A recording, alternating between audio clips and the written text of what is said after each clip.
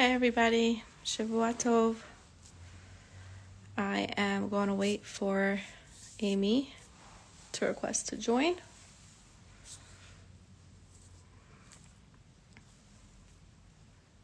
Hi guys, thank you for tuning in.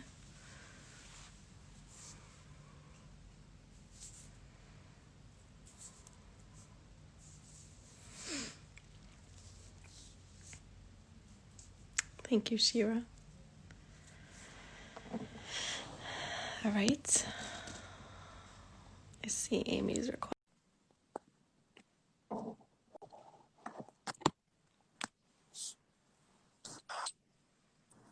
Hi Amy. Hey, Bracha, how are you? How you doing? Thank God. Thank All God. right, here we are, part 2. Here we are, part 2, and Yes. we're gonna do it. We're gonna do Yep. it. I think both you and I know I just saw that you posted your video. I feel like my heart is also doing this, like the thump, the thump, the thump, the thump. Just a Okay. little. You want to quickly introduce yourself?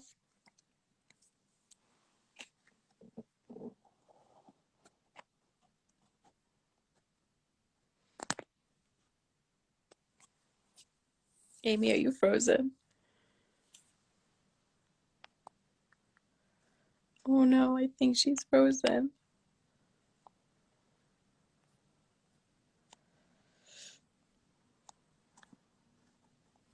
All right, guys, 1 second. Hopefully she gets back on.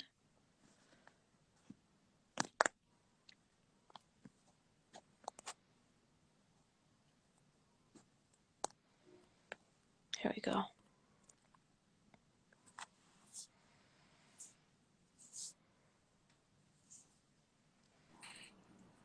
Can you hear me?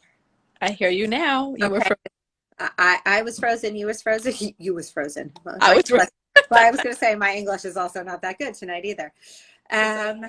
All right, we'll try. Welcome to 2020. Technology is so much fun.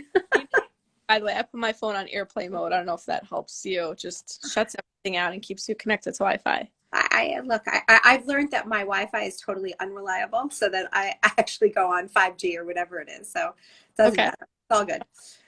Uh, Um, Want to quickly introduce yourself? I'm Amy.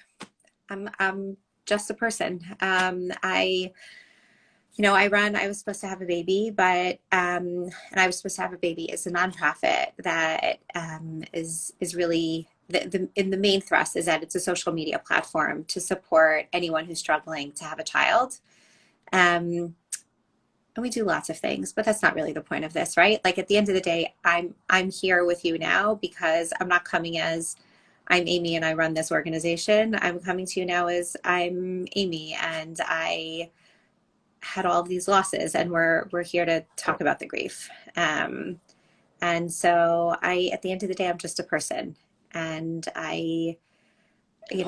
we say it again. Awesome person. Okay, we're both awesome people. We're let's put that all aside. I think that I know people ask me this, and I'm sure people ask you this as well. Like people say, like, how can you have these discussions? Like, how can you do this? How can you deal with people's pain all of the time when you yourself had your own pain? Um, Right. But and some friends recently asked me also like, why are you doing another live? Like, doesn't it just stir up stuff for you? And it's like, those stuff are there anyways. That's A. And B, it's helping people. Like I'm not coming online to like bear our pain and be vulnerable just because, it has a purpose and there's a time and a place for it. And I choose that very carefully and wisely, and I'm sure you do. right, And I think that it's going to be helpful for people who need to hear it. And that's really the only reason why anyone would do something like this. a 1,000%. Look, again, like this is you and I coming as people, not as people who professionally work in this space. We're Right. coming as people who have felt deep pain in our lives and also have had tremendous joy. But who've had deep pain, and we're here to try to give you a little bit of a window into it, and to help all of you. So, okay, Racha, do you want to go first? Do you want me to go first? Tell me. Gonna say quickly for whoever came here because of your page, Bracha. My Instagram is at Balabustas, but really I'm an advocate for women's health, and I'm familiar with loss professionally as a doula who's had clients who had losses, but on a personal level, I had my own second trimester loss 3 years ago. And last time me and you did this live together, we covered more questions and it was a little bit more surface. I think the goal of tonight is to get a little bit deeper, and really get like deeper into the grief aspect, since a lot of people had follow-up questions, or emotions, I should say, about that they wanted either help addressing or sorting out and putting words to it because they didn't feel like they had anyone else to talk to about it. Exactly. So, so yeah. Exactly. Okay. So Bracha, so how are you? I mean, I how asked you last time. exactly. You're I like, know, that's and a that's terrible question. I know, and that's why I did it again. That's why I I know. did it again. Terrible question. I'm kidding. Not I terrible. know. Like this kind of this for this context, it's a terrible question. Terrible question. And I did Um, it specifically. I Exactly. I know. It's interesting because on one hand, I feel like this is what I really alluded to in my post when I announced this live, that like there's a level of like moving through it, like as time goes, the depth of the grief is like less felt in terms of how often it is or how long it lasts. But when it strikes, it's seriously just as bad. It's like it was yesterday, as if nothing changed. And people could find that like kind of mind blowing unless they went through it, because like you would think, like, what do you mean 3 years passed, 5 years passed, 10 years passed, you went to therapy, you did this, you did that, you healed, in your case you had more children, things like that should give people peace. It's irrelevant almost, like when it comes and it's like you're knee deep in it, or when I'm knee deep in it, it really doesn't matter. um for me lately it is a lot of grief, and that's why I kind of felt like this was apropos to have this live now, because last time you wanted to do it, I actually wasn't really ready to dive into this level. And because it's like more current, I'm basically creeping up on my anniversary due date. So that's like a pretty big deal. It's just a couple weeks away. And so yeah, I'm going through it in that sense, like anyone else you would hear about that would message you or share with you, or people who share with me and they think like, oh, I'm sharing with this person, but she's probably like so past it and so over it by now. So fine. Right. Sometimes I want to be like, but I'm not, you should know that I'm not actually. Like, I feel the same. I'm not going to tell that to each person who sends me a message because it's private and it's personal, but that's seriously how it feels a lot of the time. And when you're feeling the depths of that pain, when you feel that washing over you again, like what does that mean for you? Like how are you feeling? How does it manifest? Like, my heart actually hurts. Okay, and as I say that, I'm gonna cry. No, for real. Like, my heart actually physically hurts. Like, I have pain. It's like it's a heartbreak that just it doesn't go away. You know. Um, See, I'm gonna cry, and we're 5 minutes, and this is not good. Sorry. I'm sorry. I have my tissues near for me because Oh, I figured my that I desk 3 feet wish away. Not helpful. yeah. Yeah, it. I think people don't really also realize like how all encompassing it is, like how much it affects every aspect of life for some people, or when it comes up, like when you're in the middle of riding through the grief, how many aspects of your life it could affect. Like, I don't want to get out of bed. I don't want to talk to my clients. I don't want to spend time with anybody. I'm not motivated, like I don't want to eat healthy. I don't want to go work out. I don't want to do anything that's good for me. I just want to lay in bed and cry. Um, so yeah, I mean, that's pretty much. And I'm now putting on my like clinician hat and not the personal hat. I'll just say to all of you that it's much more common for that to happen on these dates that are meaningful. For So sure. on the dates, like when you know when the due date was, when the day that you found out that the baby wasn't alive anymore. Maybe it was the day that you delivered, if those are different dates. Like on those meaningful dates, sometimes it's even the date that you found out you got pregnant, like when you had that positive pregnancy test. Like for every person, there are different dates that are meaningful. And those dates you carry with you. It's almost like it's like this mark in your head. Like you can never forget. Like I will never forget when I lost each of my babies. I will never forget. It's Right. it's like it just like it kind of like creeps up. Like I see the calendar getting closer and closer to those dates, and like it's almost as if I'm reliving the experiences over and over and over again, each of those times.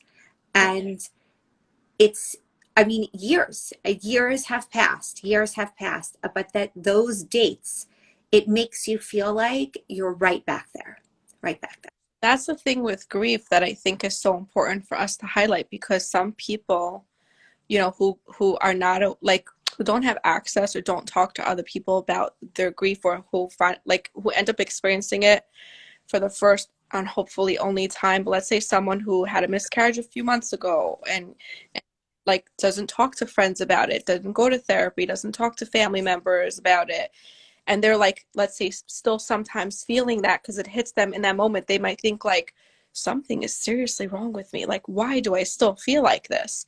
And I want to like specify like on that like, no, that's exactly what grief is. Like that's normal.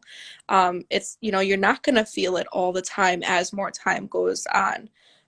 But when you do feel it, it's the same, for a lot of people. And it's okay if it's not for somebody, but for a lot of people, the feeling is the same. Someone commented, Bracha, you're saying everything I'm thinking and feeling, and it's so crazy. And someone else wrote, it's so true. It comes in waves. That's exactly what happens. Like it can come at any time. You can't plan for it. That's the hard part. Right. Sometimes, like those dates often are triggers. So sometimes, but Right. sometimes you But like don't. for me, let's say for this past week, in the last few weeks, I've been dealing with grief, and my, anniversary due date's not for a couple of weeks. It's not like that date happened. I'm not even in that month yet. And I still got triggered from something, and it's full swing. It's like it doesn't matter. It doesn't care. Grief doesn't care if it's convenient to show up at this time. It just will. And it's hard. It's really hard. And sometimes I feel like that's where other people who sometimes, like wonder like, okay, but it's been 3 years, like get over it already. Like why can't you just like move through this? And it's like, okay, like I've worked through it on like every level, I think, in a way that a human possibly can. Like I went to trauma therapy. Like I did my work, so to speak. This is the leftover that will always be here. This is grief. It's never gonna not hurt me. I don't think that a baby that I really wanted ended up dying. Like that's not gonna change because 3 years, 5 years, or 10 years pass. It doesn't make a difference. Right.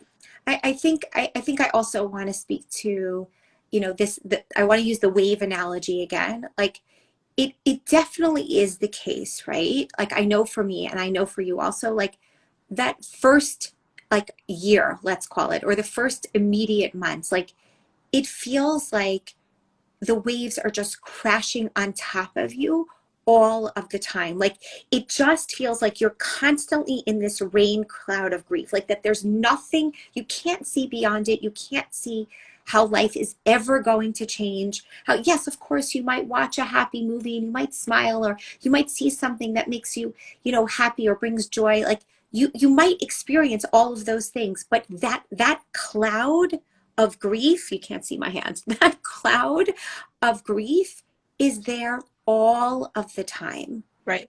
And then what happens, and then sort of extending out this sort of wave analogy, what happens is that like the waves keep coming, and sometimes you can prepare for them and sometimes you can't. But the waves keep coming, but the waves are a little bit smaller and a little bit smaller, and then all of a sudden there's a big one again, Right. and then Exactly. they're smaller and smaller, and then all of a sudden there's a big one again. Like yes, and sometimes the waves are fewer and far, further in between, so that you kind of feel like, hey, I'm good, I'm fine. I've it's had it's fun. totally like, I've got this, I'm over it, and then like another wave just crashes you down. Like it's one of those things that you just can't predict. For every person it's different. There's no right way to do it, there's no wrong way to do it. And I can tell you, as someone who's had grief many times, because I've lost, unfortunately, 6 pregnancies, the grief has been different each time. And yes, grief does compound grief. So like, it kind of at some point was like, oh yeah, there's my old friend again. I know what you are. I know what you're doing. Okay, I got it already. But it's there and it never leaves. It never So, leaves. so in terms of like also other life experiences, how it gets tied in is when there's like other trauma or other, grief feelings or, like really anything hard can also be like re-stimulated. And that's also really hard. That's not a part that most people talk about, like, oh, why does like that traumatic thing that happened trigger this trauma that you went through? One has nothing to do with the other, but it And does part of who you are. So the same way that shaped who you are, and then you did your healing and became this person. Now you went through another thing that shaped you differently. Then now you're becoming another version of yourself. And all of the old things that you have all open up and you have to be readdressed. Um, yes, and that's part of the grief. And I feel like for people who, I've had some women message me saying, actually, even someone in the question box tonight wrote, is it a problem, if I'm not grieving, or that I put it behind me and I moved on and it doesn't bother me anymore. It's like, no, good for you. Like, thank right, God.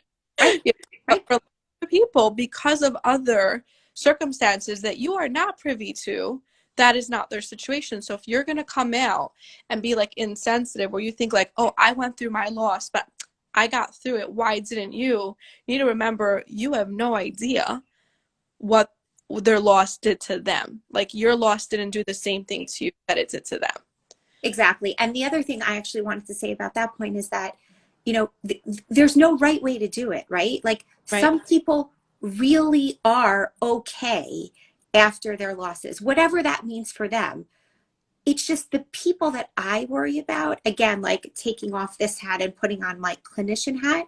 And I'm sure this is the case for you also. Like the people I worry about are the ones who have these really traumatic experiences and then pick themselves up the next day and be like, I'm fine, I'm fine, I'm fine. And Right. it's those that don't allow themselves to feel the grief, to feel the pain, to feel the suffering.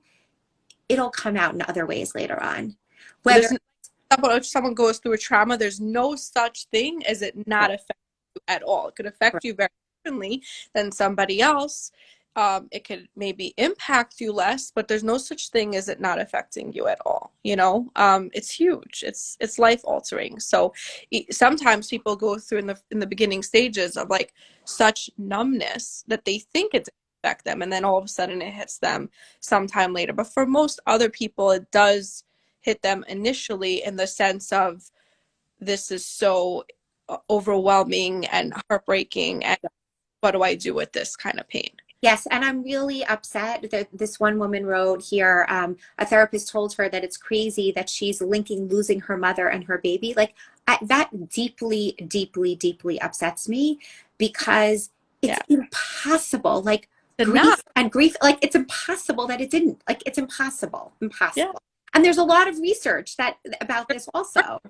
They're both feelings of grief, even though they're in different scenarios. Second of all, you lost your mom and now you lost your child that you're the mother of. Of course it's connected.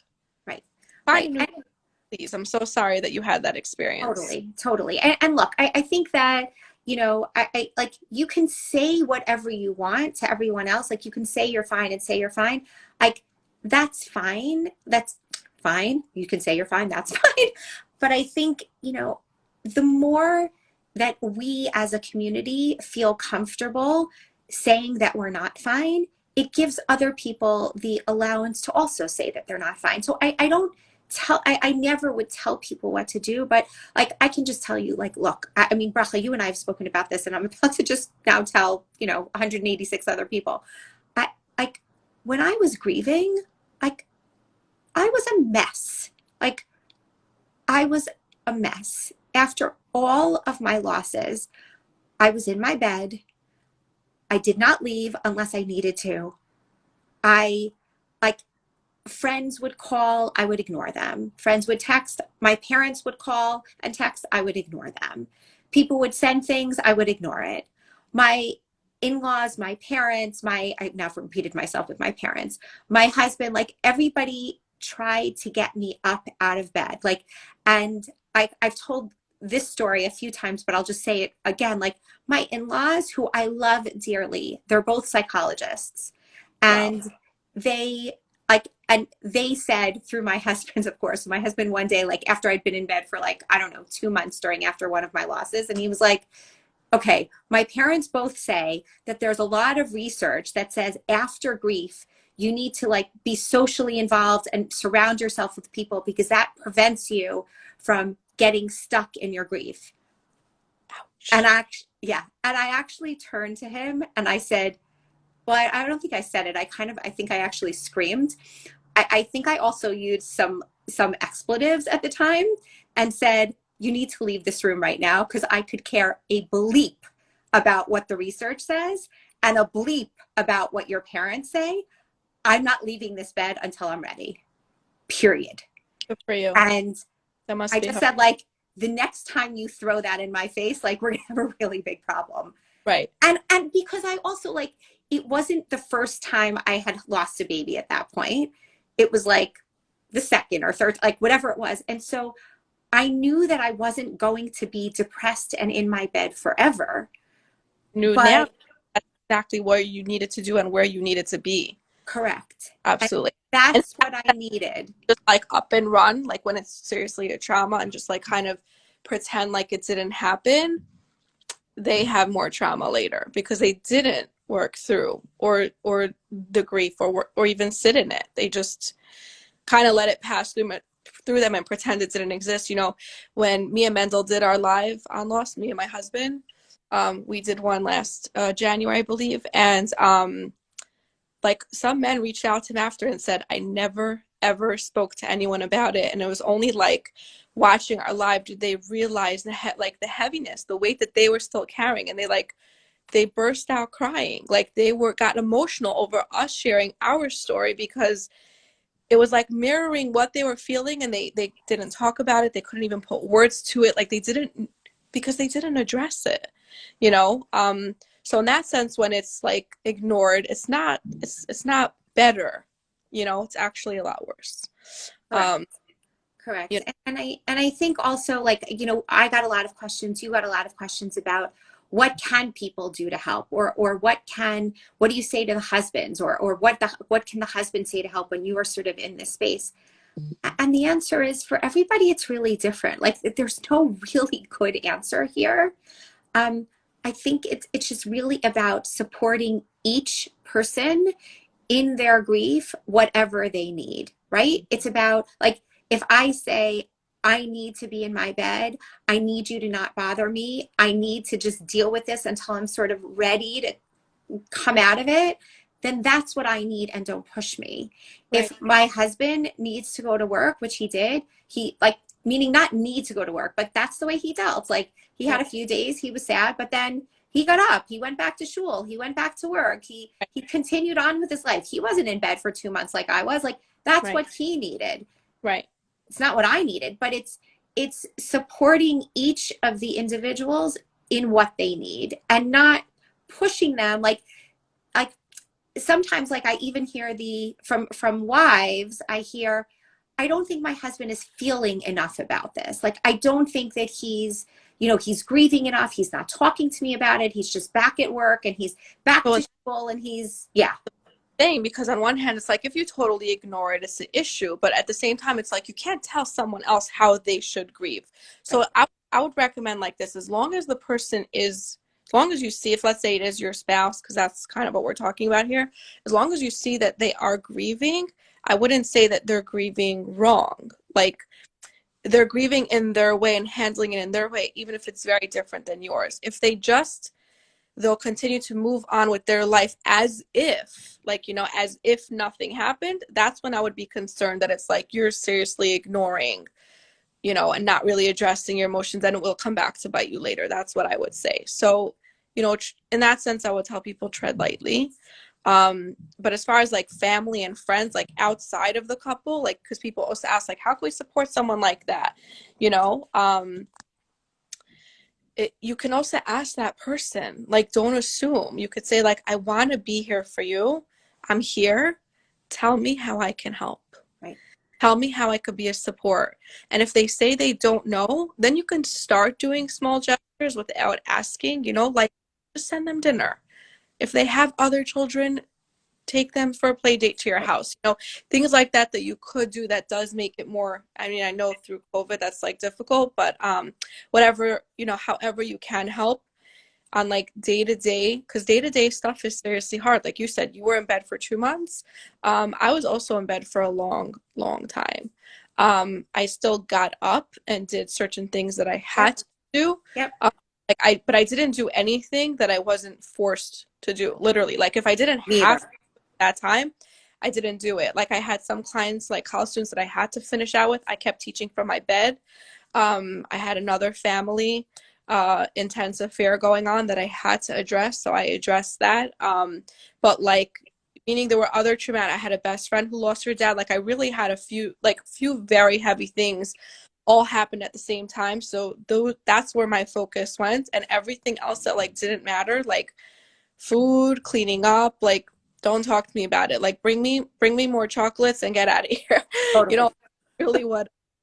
And I want to mention about like the falling apart part, where like, you were saying about husband and wives, they do different things. Like, for me, right after, like, I was the one in bed, seriously incapacitated and mental, like, handled like more of the like paperwork, carpool for the kids, like, just like more of the day-to-day activities. We grieved together a lot, like, we definitely did. We both cried and spoke about it all the time, and like shared our feelings, and addressed it. Like, it was not ignored. That said, I was able to grieve more, maybe, like, than him in that sense, because he was doing all the house stuff and kid stuff that I didn't have to do. And because of that, when I was able to get out of bed, I slowly moved back into life and did more things. And then he fell apart. Oh, He did oh, fall apart. I know he's okay with me sharing this because we shared this in our live together. And I'm not going to go into more detail because he's not here, or he could maybe write in the comments if he wants. But, you know, in some way, even though we grieved a lot together, there's still an amount of the grief that he held on to be more of my rock. And then when I didn't need him to be that role anymore, he imploded. So, people should be aware of that also. That, definitely. you know, And I think, look, I mean, I'll just answer just a couple quick things here because they're relevant. Like, someone was just asking about whether abortion is considered a loss and can people feel grief as well. Look, it very much depends on what these circumstances were. And I don't think any of us can presuppose and give that a kind of blanket answer to that. I right. mean, we're also talking about, you can have a So, correct, a medically terminated, medically necessary abortion as opposed to an abortion for other reasons.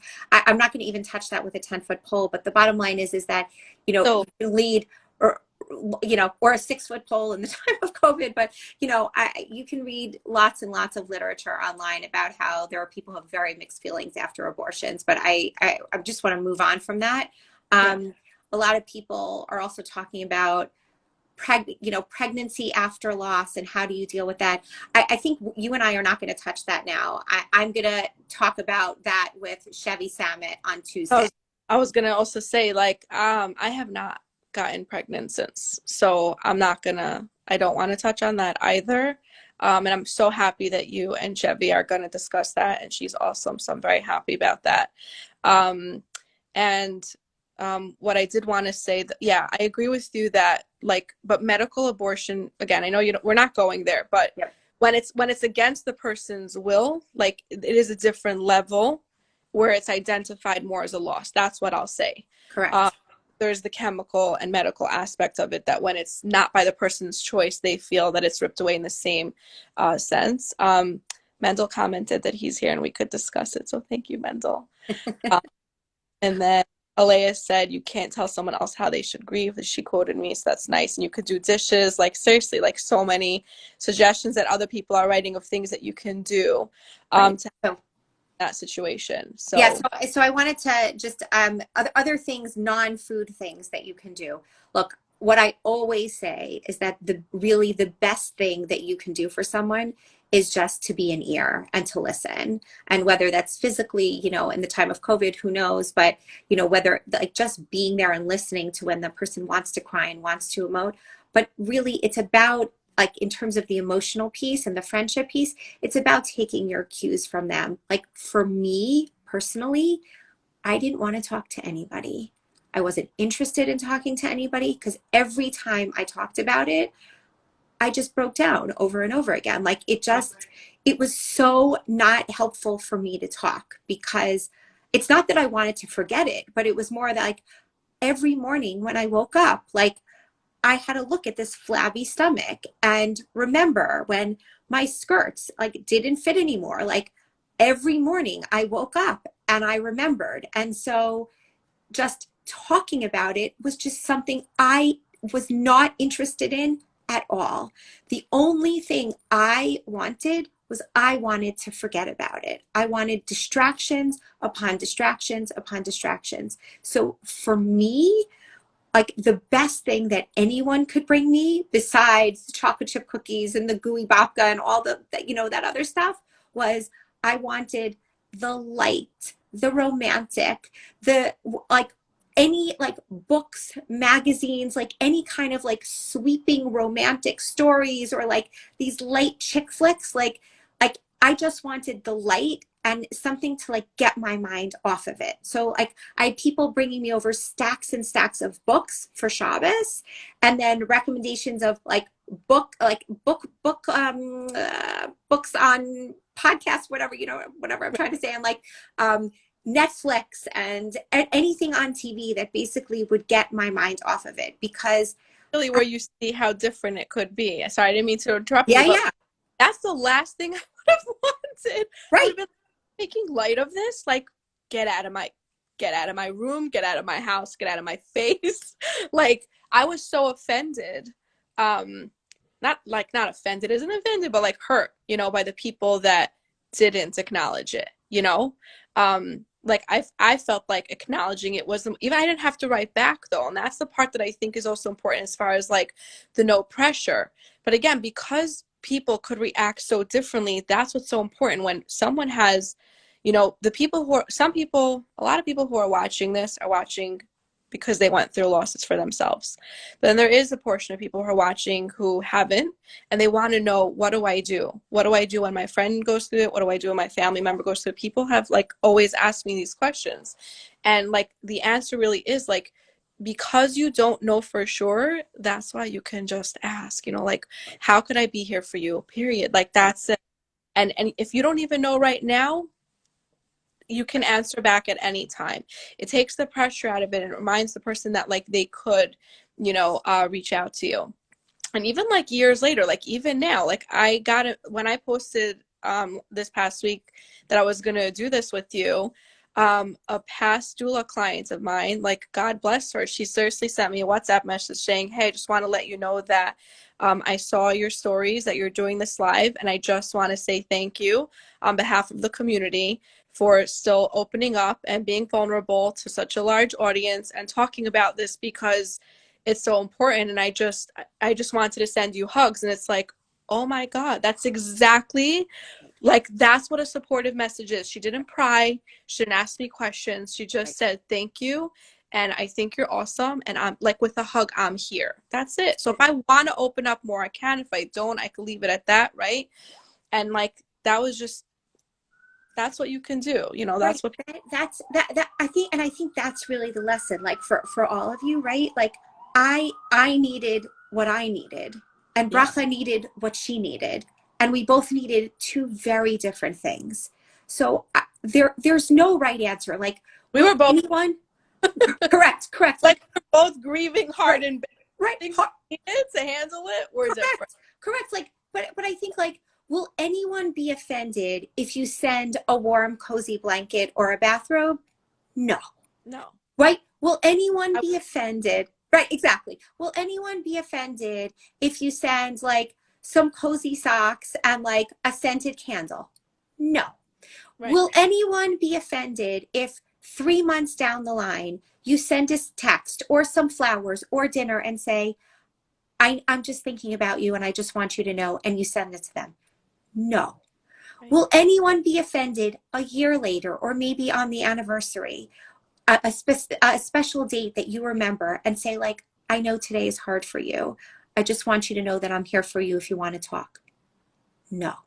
So like there are always these things that are universal that you can always do. You can always reach out and always say, like, I know there's nothing that I can do. I know that I can't take away your pain, but I want you to know that I love you and I care about you. Like, Yeah. that's enough. Yeah. That's enough. And I'll say one thing just about the food gifts. Like, yes, in the first like week or 2 weeks or couple, like those things, like all you want to do is just like eat unhealthy things because like they make you feel good in the moment, and then like you feel disgusting afterwards.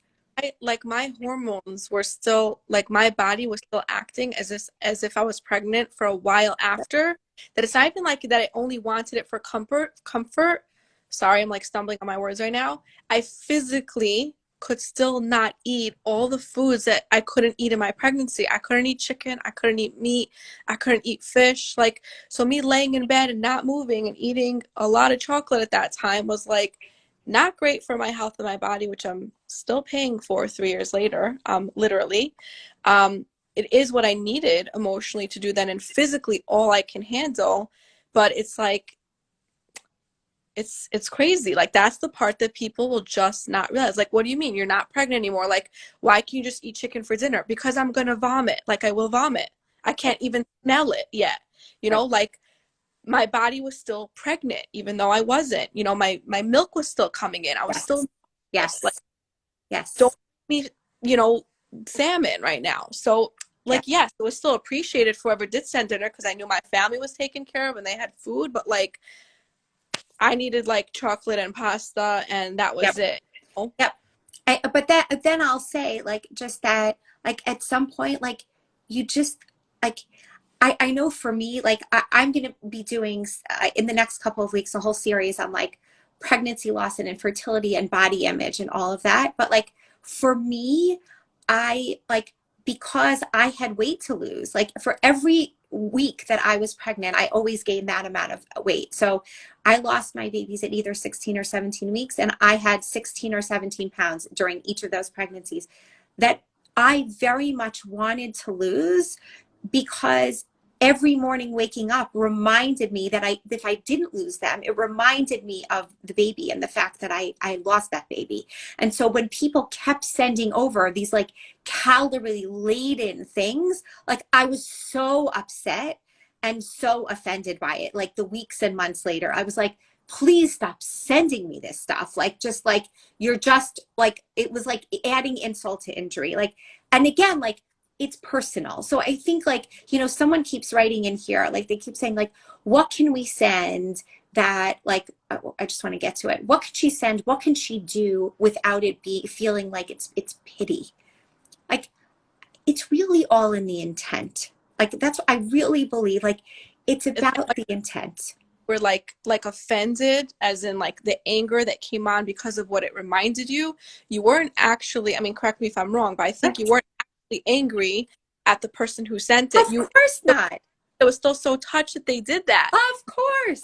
We're just hurt of what it meant to you. Correct. I just Correct. want everyone to know who's like sending their friends or family meals, like, Right. don't be here to now not send meals because me and Amy are saying that we would have wanted different foods. Correct. Send Hey, the food. Send the send food. the food, they'll figure it out. The Send way the they food.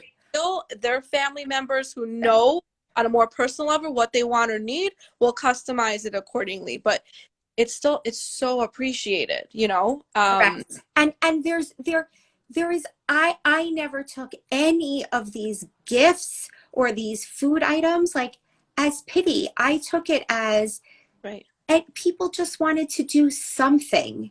And this was their way of doing something to try to let me know that they cared. And that was exactly the way I took all of it. I took all of it. And so this like question about how do you do it without it being pity? Like, I think it's just like, I'm thinking about you and I'm so sorry that you've gone through this.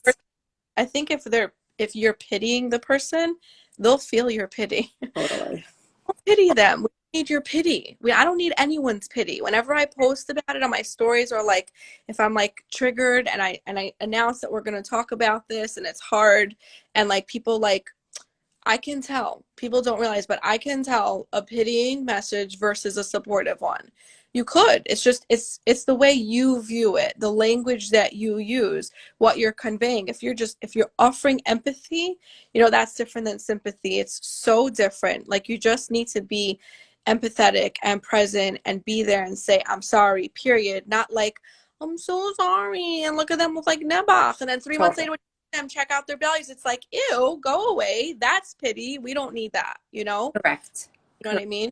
Um, Yeah, yeah. so I look, I also I know we also want to talk about like life afterwards and how to manage sort of the like, you know, sort of like honoring the loss and yet moving on. Like, you know, I, there's a lot to say. I don't know. Bracha, do you wanna go first on that? Honoring the loss. Um, I mean, I feel like I do every day. Right. Right. It's always going to be part of me. Right. Um, Right. I mean, I think that, you know, the questions, I know, I see. Um, I think the questions that people have been asking, they're asking a lot about like, you know, what does it mean to sort of be be present in your life afterwards? How do you, what do you say like when people say, how many children do you have? Like, how do you answer these kinds of questions? Like when you meet people who don't know your story, like how do you answer these kinds of questions, being true to who you are and sort of honoring that child, but yet like not sharing your story with everyone because you can't get into it with everyone? Like yeah, I mean, I think for me, the answer has been very much, you know, it depends on the setting, it depends on the person, and it also depends on whether I have time. Because sometimes I'm, you know, in the grocery store and I have to get a, you know, quart of milk and I need to get in and out, and like someone says like, or people just pull you over and they're like, how many kids do you have? Like, right, right, your like, bill that you just paid. right. I'm just like, oh no. Ask me, that be like, Right, why is it even a question still? right, right. Yeah, with the program. For me, like tangible ways that I honor my baby is, I light a candle every Friday night, because in that sense she, you know, is my baby, and that neshama was with me. And when, I mean, we're Jewish, me and you are Jewish, and a lot of my followers are Jewish, so I'll mention this, that we believe that the soul is always a part of us and part of our family. And when the Messiah comes, we have the redemption, or we'll be reunited, and I believe that. So I light a candle, and other ways is more personal that I'm not going to share, but that's more of like a public display, because if people do come to my house for Shabbat and they see that extra candle there and they're like, you only have 2 kids, why do you light 3? You know, that's the explanation for that. And with other What do people, you tell them? And what do you tell them, Bracha? I tell them I have I had a second trimester loss, and I lost my baby, and we light this candle for her. And your kids also? Oh, Yeah. if my I've actually had other people, like other kids, ask my kids like, somehow it came up and they were like, oh, it's for our baby sister. And they were like, you have a baby sister? And they were like, yeah, the one that died. They're like, you have a baby sister who died? Oh. You're like, oh. And then, you know, they say it in their childlike way, and it's usually pretty, the kids are so innocent and they just absorb things and they kind of move on, you know, they're not stuck on it. But when we hear it, we're like, ah, you know. Yeah. But yeah, my kids know, they totally know. They ask me questions about it all the time still. Like, they'll ask me like, are you pregnant yet? And, you know, what happened to her and where is she buried? And, you know, all of these really personal things at like 8 o'clock in the morning when you just woke up and you're like, oh my God, stop. You have to like stay calm and like answer them, because it's amazing that they ask these questions, because we created a safe space for them to do it. I've never ever shut them down or told them no. I always tell them you could ask me about it anytime. So even though it throws me off guard, and it's happened that I had to leave the Shabbos table to go cry and come back like mid conversation without them realizing, obviously it's not to traumatize them, but Right. you know, leave and come back and address it. But they're very in tune and they're aware and they ask, and I think that's important as a family. So yeah, that's a public way that I honor her, like in my private home, but public, like it's a display. And when people ask me like how many kids I have, I usually say two. Like I'm not interested in getting, like if someone's a stranger, like someone who asks me is not like close enough in my life to know that I have two children. You don't need to know that I had a third. That's the way I categorize it. So Love it. it's none of your business. Like, it's personal. I know everyone else who's watching this now could kind of laugh at me like seriously, like you're doing a live on this, and by the time it's uploaded or saved, probably thousands of people will watch it by then. Typically happens. But it doesn't matter. I'm choosing at this time in this space to share what I'm sharing, and then I get to, there's so much more that's private. With how much I share, there's still so much that's private that I've never shared, that I never will share. Some of it is just too personal. You know, and I'm sure that applies to you too, and applies to really anyone who had a loss. So, but that's the way I feel about addressing it when people ask like, how many kids do you have? It's like two, because it's not your business to know that I had a third, or not close enough for you to know that I have two children. They're the light of my life, you know? Right. You know, it's interesting for me. It very much depends, because it depends. Also, I think sort of the third caveat for me is it also depends on whether I think it might be a teaching opportunity. Because sometimes, like in the follow-up question, it's the question I get asked is, so what kind of work do you do? And then when I tell them this, then immediately I can sort of circle back and say, well, actually, I do this because I had many miscarriages. But my kids, my older kids, all know. And it's funny how you say, like, you know, the previous generation versus this generation, because like my kids all like, you know, scream at the Shabbos table, well, my mom had 6 miscarriages. And everyone's like, We're laughing about it because we can, because in context it could be funny. Exactly. Blurt out. Exactly. Even though it's really sad. Exactly. Exactly. And also, you know, my little ones who are not so little anymore, who are 7, like they don't know yet exactly what happened sort of right before they were born.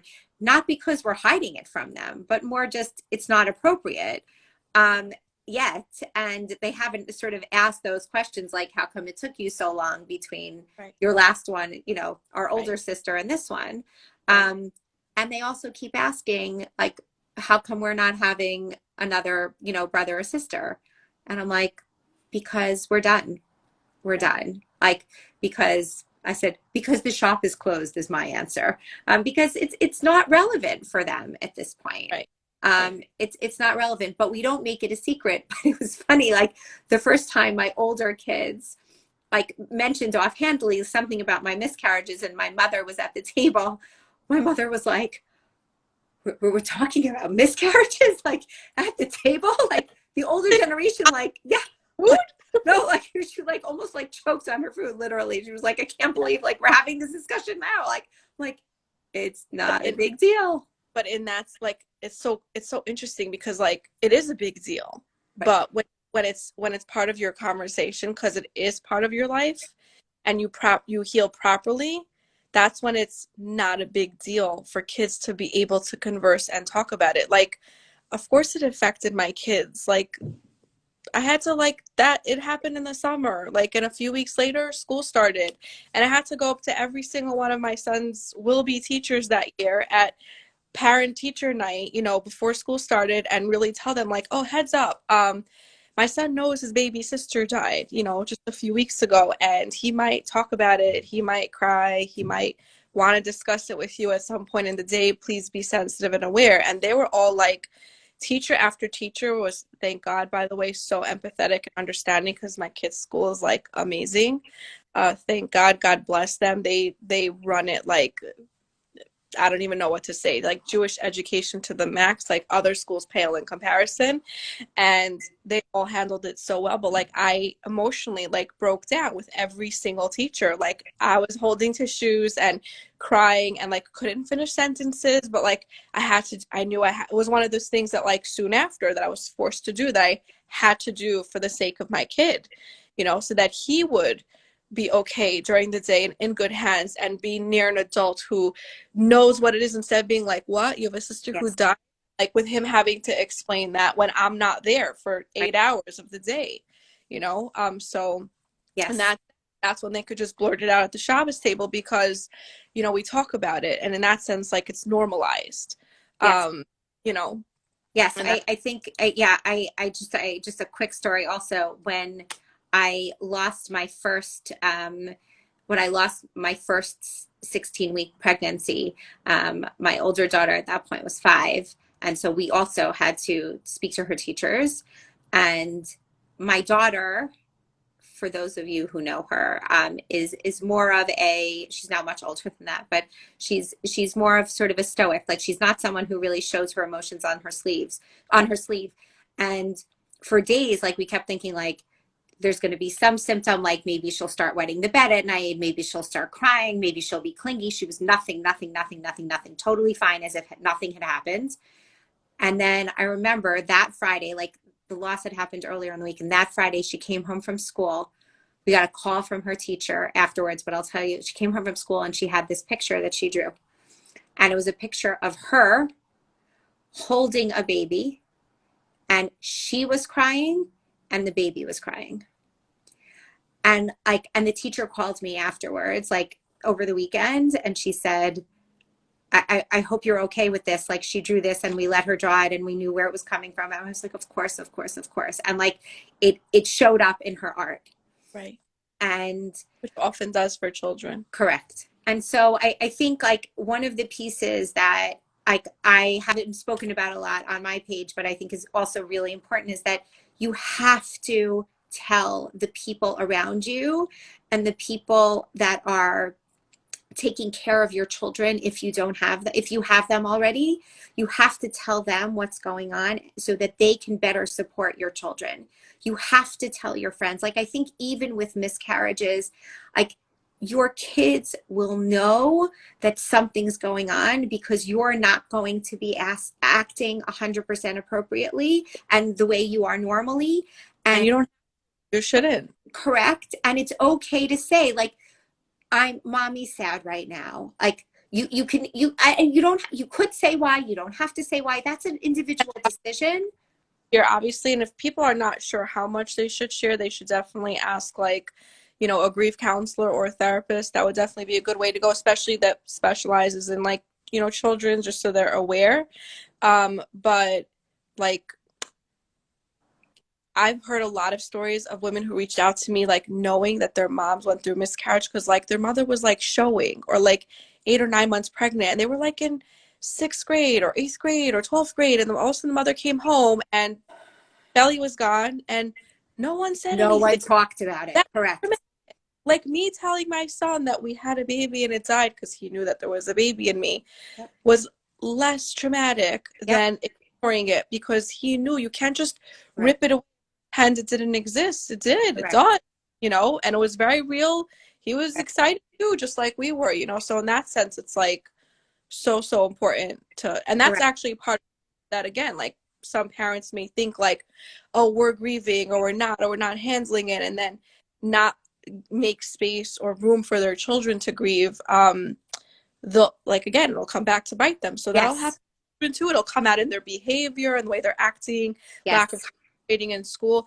I actually want to make a mention on this part also, just for like the other, like people watching who do have other children and then had a miscarriage.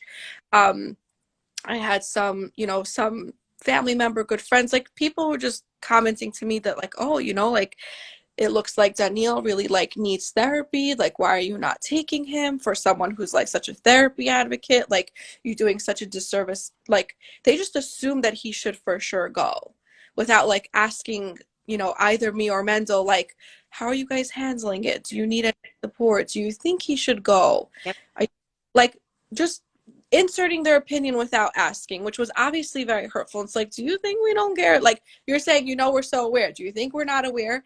And it ended up being that like I did my due diligence. Like I consulted with professionals who are experts in this and asked like, what do you think? And over again they told me like, if he's not displaying any like behavioral issues or academic issues, you don't take a 7-year-old healthy kid who went through something hard, that you created a safe space for him to talk about it and be emotional and discuss with you, and then stick him in therapy where he will be scrutinized and watched, and where he knows that something's out of sorts, and Yep. make it in that sense more traumatic than what actually it Yep. was. Yep. And the school year was starting soon. They're like, just see how he does in school, it will show up. And they were right. Like Totally. he wasn't fine. He was fine, but he wasn't fine the same way we weren't fine. But that was normal. Like he was grieving. He didn't go through. We didn't tell him all the gory details. His body didn't experience it. Like he didn't need to go to therapy the way I had to. Thank God. And he didn't need to go to therapy at all in the end. But like it was obviously on our radar. And if he needed it, we would have done it. But he didn't. Like he was grieving the way a 7-year-old kid would, and cried about it and talked about it, and then like still went to play soccer and just like kind of moved on. Right. And now again, 3 years later, could just talk about it over dinner at the Shabbos table and then just keep moving. So it's not held as deeply, traumatic or personal for children in that sense. Definitely. So them is so much more important. It's just so important. Like it Definitely. should be ignored. Definitely. And I think we should, I think we should close this and just talk a little bit more about therapy and like how people, whether you should get therapy, shouldn't get therapy, if you think someone needs therapy. Yeah. So Yeah. I want to do that, but I just want to, a couple people were just saying, someone said, now, should you push off telling your children about the pregnancy? I'm going to push that off and address that on Tuesday. So anything we're talking about pregnancy. And then someone else was saying, she had 6 to 8 miscarriages. I'm so sorry. And she was a mess, and she told her kids so that they should understand why she was not herself. Yeah, I think that's, look, every family does what they need to do in order to try to keep themselves as emotionally whole as possible, and their children. And, we're not here to tell you what you should do. We're here to make suggestions based on our own personal experiences. And I think Everyone is different, and yeah, it's so definitely. And I think the same thing in regards to therapy. Like, a lot of people have this notion that, like, oh, you went through a trauma, like you lost somebody, like you must need therapy. Like, you absolutely need therapy. You need to go to therapy. Everyone in the family should be in therapy. Like, so that's also not true. Like, just right. because you've been through something hard doesn't mean that you need therapy. You do need therapy, though, if you're not coping appropriately. If you're having those signs of depression where you can't sleep, you can't eat, or you're sleeping too much, or you're eating too much, or you can't concentrate on something, or can't concentrate on anything, where you feel like life is worthless, where you feel that you don't want to go on. Like, if you're having these feelings of overwhelming sadness that are beyond regular grief sadness, then that's the time to do something more about it. Like, there's no such thing as you had a loss and you need therapy. It's only if you start to see those kinds of things. Do I say to every person, like, it's a bad idea to go to a therapist? No. Therapy I is, think I think for adults, it's never a bad idea. I think for actually, this is what all the professionals who got back to me about this told me. They said for kids, it actually could be a bad idea if they don't need it. Like it could do more harm than good, so don't unless it's needed, and that's where it should be assessed. But for adults, like again, if you pick a terrible therapist, like this, not pick, but like this other person unfortunately had like a terrible circumstance with the therapist, then yeah, it could do more harm than good. But like you felt something was off, leave, get someone else, right? But if you go to a good professional, you go to a good therapist, it's never bad. It can't harm an adult to actually go because you can just even assess in the therapy how you don't need it and what you can benefit from Right. having a 2-3 conversation, like meeting conversation about it, and then like kind of carry on with your life. So it's not like it's not detrimental. But for a lot of people, actually, they could benefit from the therapy, and they're like adamant not to go because oh, it's therapy, and because their mom, their mommy and their mother-in-law and their bubby told them, but I had 4 miscarriages, like, and I didn't go through therapy, like good for you, Right. like my grandmother had 4 miscarriages, and actually buried a 4-year-old daughter, like I think she probably would have benefited from therapy, Right. except it didn't really exist at the time. So, do you know what I'm saying? Like, Yes. I don't know, I just like did a run-on sentence, but like it could be so beneficial if you go to the right professional, and if you're dealing with grief, it's helpful. But when you're, well, because someone asked, like, I have a friend who's like, had a couple miscarriages and she refuses to go to therapy. What could I do to convince her? Don't. Like, opposite. Don't convince her. Be a support, be a sounding board. If you want to mention it like lovingly and passing, be like, I just want you to know that I heard about this from someone else and they found therapy to be beneficial. So I just want you to know that it's an option if you feel like you need it. Oh, can I get you some, French onion soup now? Like, Yep. that's it. Like, Yep. if you're really concerned that you have a family or friend that doesn't know that that could be an option to them and beneficial, great. Otherwise, that's it. Move Yep. on. It's not going to be therapy won't be beneficial for them anyways if they're not ready to go. Like, you need to be ready to go. I wasn't ready to go to therapy a month later or 2 months later. I was still crying in my bed. Like, you know, Yep. don't tell me I need to go right now. I was not ready to go. It wouldn't have helped me. Yep. I first had to just cry my eyes out and eat a lot more chocolates before I was ready to go tell a therapist Yep. about all of my feelings about it and what it stirred up in me, right? And then when I was ready to, it worked, because it was when I needed it, not when you think I need it. Yeah. I mean, look, someone's saying, what about the people who say go for therapy, but you're okay? They're grieving, but managing. Look, the bottom line is that you can't tell people what to do.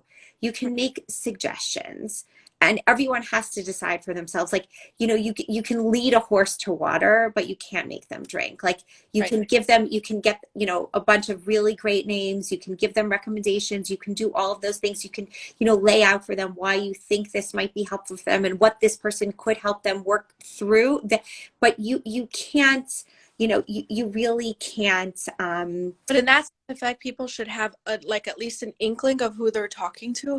Like if you're saying it to me, let's just give an example. Like, my life knows that I'm very aware of therapy. I'm an advocate of therapy. Oh, I've been to therapy, right? Like, so you come right, tell me, oh, do you know that like you really need to go to therapy for this? I want to be like, right, like, seriously, go away. right, I want to tell people like that, like, shut up. No offense, but like, right. shut up. Correct. Because, and if it was more hurtful than helpful, it's like, I know, like, Correct. like, if Correct. you're talking to someone who's like, never maybe like went through something difficult as far as and it's your older sister and she's 35 and you know her, that she never went to therapy because she never had a need for it or whatever. And then suddenly she had a stillbirth. Yes, you can lovingly tell her, like, we love you. We're here for you. If you need therapy, I could do research for you. If you need food, we can make orders. If you need us to watch your other kids, we can do that. That's how you can mention it. But not in a way of like you telling somebody else what to do. That's not helpful. Correct, correct. And also I think, also in terms of husbands and wives, like if the wife says the husband needs therapy, the husband says the wife needs therapy, like, those kinds of things also, like you can't force someone into therapy. You can suggest, you can you can gently, try to bring up the conversation, but you can't force anyone to do it. Right. What you can do is support them where they are. And that's really the bottom line. You can't Right. make anyone do anything. Um, And that's not a friend or family member's job, you right, know? right. Okay, Bracha. So I think I didn't cry yet. I feel like I should have though. Like it feels like it's here, and I feel like I was holding myself back. But You uh, can cry, I know, but you don't have, like, I, it's not like, oh, I should, I know, you know? And I, I got, and I didn't want to. You thought you were getting emotional, you did it. right. And I thought I was going to, so I brought the tissues. I I, could close that with asking you, so Amy, how you doing? You know? yeah, yeah, Um, yeah. but Look, I think that everyone has their journey. yeah. Look, I'm okay. Like most days, I'm really okay. Um, there are those days when people tell me stories, and there's that one story which really just like it hits me here. It's like you can't see me, but I'm, whatever, in my heart, where my heart hurts. And it brings all of the feelings up again. And I need to take my time, and I need to just put my phone down, put the work away, and I need to go back to my chick lit and my, light stuff, because I need to just put it away. Right. And that's the way I deal with it, because I can't sit with it anymore. Like it's too painful for me to sit with it. I need to just distract myself. Yeah. Right. And that for me has always been the distraction, has always been the piece for me that's been the most helpful. I hear you. Yeah. Yeah. Yeah, everyone, and that just goes to show how different it is for everybody. That would not work for me. I just need to honor it and sit with it, and distracting myself just makes me feel like it makes me feel like I'm ignoring it. It's like not honoring me or my baby or my feelings or my spouse and everything that we've been through. And all of the other things that get triggered from it. It's just I have to just kind of be in it and then let it pass. And in terms of like, I just actually wanted to mention, because you said this, like, most days I'm also okay. I don't want people who are watching to think Bracha is not okay. I'm okay. I live my life. I'm super busy. I don't want my clients who might later be watching this at some point or other, if they stumble across this, that like Bracha is not okay. Should I talk to her? Because I'm a coach. For everyone who's watching doesn't know that. Like, I'm okay. For the most part, that meaning I'm okay as much as I could be okay. And I'm okay with the other, like a lot of things in my life. This is one category where I could sometimes be not okay, and that's okay, because Absolutely. that's what it is, and it's just, it is what it is. It can't change it, you know. Absolutely. I'm Absolutely. in that sense, I'm a person also. Like, people think like coaches and therapists are like, you're a doctor and like someone who specializes in this and like runs a nonprofit, like you must be so over it now to be dealing with it. And it's like, yeah, for the most part. Otherwise, you wouldn't be able to do it, because you'd be breaking down 24/7. But yeah, Correct.